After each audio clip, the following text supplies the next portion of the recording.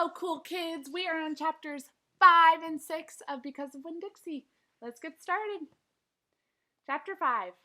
Winn-Dixie couldn't stand to be left alone. We found that out real quick. If me and the preacher went off and left him by himself in the trailer, he pulled all the cushions off the couch and all the toilet paper off of the roll. So we started tying him up outside with a rope when we left. That didn't work either. Winn-Dixie howled until Samuel, Mrs. Detweiler's dog, started howling too. It was exactly the kind of noise that people in an all-adult trailer park do not like to hear. He just doesn't want to be left alone, I told the preacher. That's all. Let's take him with us. I could understand the way Winn-Dixie felt. Getting left behind probably made his heart feel empty. After a while, the preacher gave in, and everywhere we went, we took Winn-Dixie, even to church. The Open Arms Baptist Church of Naomi isn't a regular-looking church. The building used to be a Pick It Quick store, and when you walk in the front door, the first thing you see is the Pick It Quick motto. It's written on the floor in little tiny red tiles that make great big letters that say, pick, pick, pick, quick, quick, quick. The preacher tried painting over those tiles, but the letters won't stay covered, and so the preacher has just given up and let them be. The other thing about the Open Arms that is different from other churches is that there aren't any pews. People bring in their own fold-up chairs and lawn chairs, and so sometimes it looks more like the congregation is watching a parade or sitting at a barbecue instead of being at church. It's kind of a strange church, I thought. I thought Winn-Dixie would fit right in. But the first time we brought Winn-Dixie to the Open Arms, the preacher tied him outside the front door. Why did we bring him all the way here just to tie him up? I asked the preacher. Because dogs don't belong in church, Opal, the preacher said. That's why. He tied Winn-Dixie up to a tree and said how there was lots of shade for him and that it ought to work out real good. Well, it didn't. The service started and there was some singing and some sharing and some praying, and then the preacher started preaching. And he wasn't but 2 or 3 words into his sermon when there was a terrible howl coming from outside. The preacher tried to ignore it. Today, he said. "Ahoo," said Winn-Dixie. "Please," said the preacher. "Ahoo," said Winn-Dixie. "Friends," said the preacher. "Ahoo," wailed Winn-Dixie. Everyone turned in their lawn chairs and folded their... Goodness gracious, I cannot read today. And my dogs are barking outside now.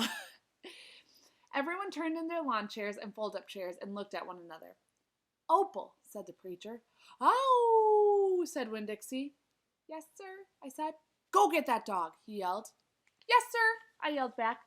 I went outside and untied Winn-Dixie and brought him back inside, and he sat down beside me and smiled up at the preacher, and the preacher couldn't help it. He smiled right back. Winn-Dixie had that effect on him. And so the preacher started in preaching again. Winn-Dixie sat there listening to it, wiggling his ears this way and that, trying to catch all the words, and everything would have been all right, except a mouse ran across the floor. The Open Arms had mice. They were there from when it was a Pick and Quick, and there were a lot of good things to eat in the building, and when the Pick and Quick became the Open Arms Baptist Church of Naomi, the mice stayed around to eat all the leftover crumbs from the potluck suppers. The preacher kept on saying he was going to have to do something about them, but he never did. Because the truth is, he couldn't stand the thought of hurting anything, even a mouse.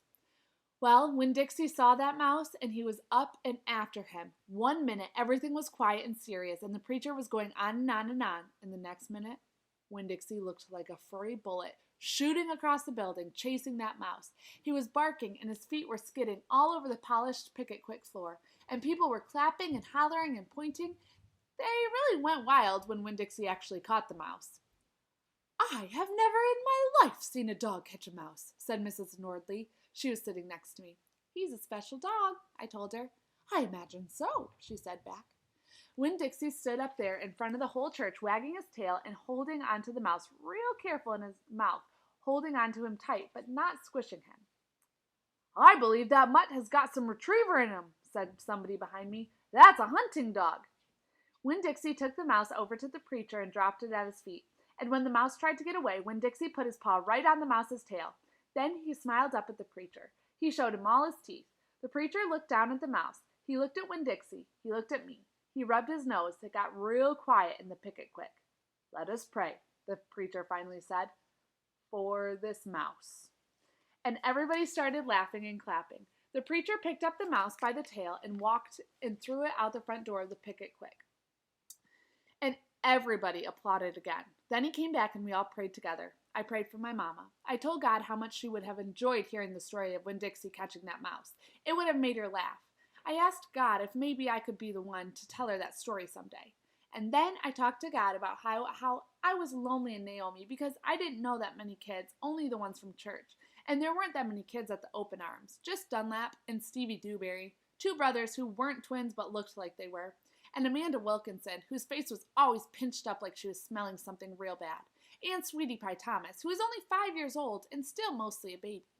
And none of them wanted to be my friend anyway, because they probably thought I'd tell on them to the preacher for every little thing they did wrong, and then they would get in trouble with God and their parents. So I told God that I was lonely, even having Winn-Dixie. And finally, I prayed for the mouse. Like the preacher suggested, I prayed that he didn't get hurt when he went flying out the door of the Open Arms Baptist Church of Naomi. I prayed that he landed on a nice, soft patch of grass. Chapter 6. I spent a lot of time that summer at the Herman W. Block Memorial Library. The Herman W. Block Memorial Library sounds like it would be a big fancy place, but it's not. It's just a little old house full of books, and Miss Franny Block is in charge of them all. She is a very small, very old woman with short gray hair, and she was the first friend I made in Naomi.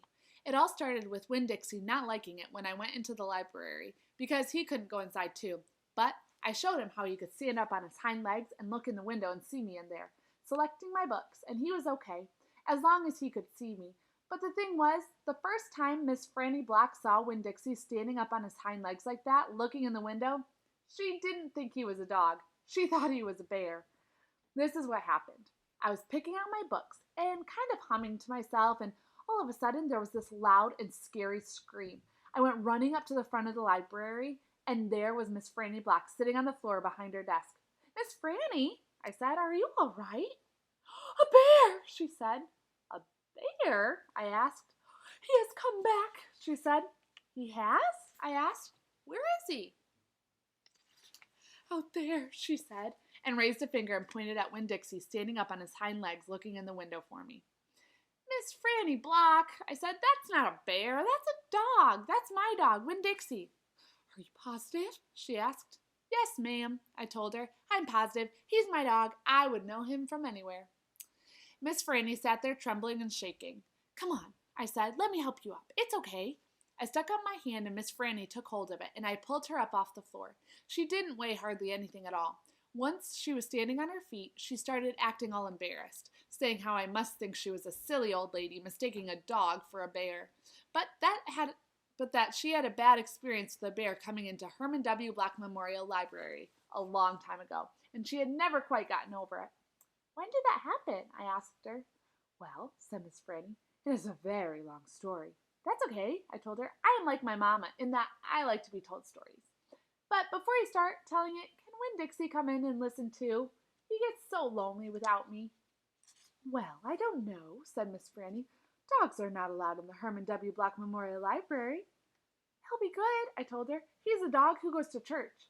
And before she could say yes or no, I went outside and got Winn-Dixie, and he came in and lay down with a humph and a sigh right at Miss Franny's feet. She looked down at him and said, "He most certainly is a large dog." "Yes, ma'am," I told her. "He has a large heart, too." "Well," Miss Franny said. She bent over and gave Winn-Dixie a pat on the head. And Winn-Dixie wagged his tail back and forth and snuffled his nose on her little old lady feet. "Let me get a chair and sit down so I can tell this story properly." All right, guys. See you tomorrow for chapters 7 and 8. Bye.